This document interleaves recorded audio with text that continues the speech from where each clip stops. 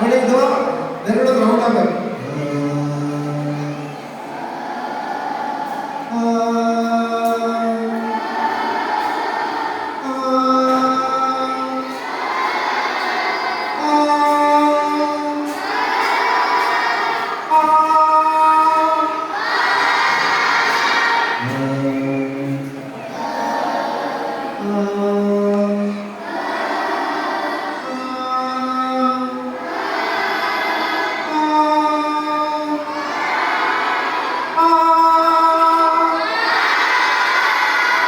CDFG ಅಂತ ಕಲ್ತ್ಕೊಂಡ್ರೆ CDFG ವರೆಗೂ ಮಾಡ್ಬೋದು.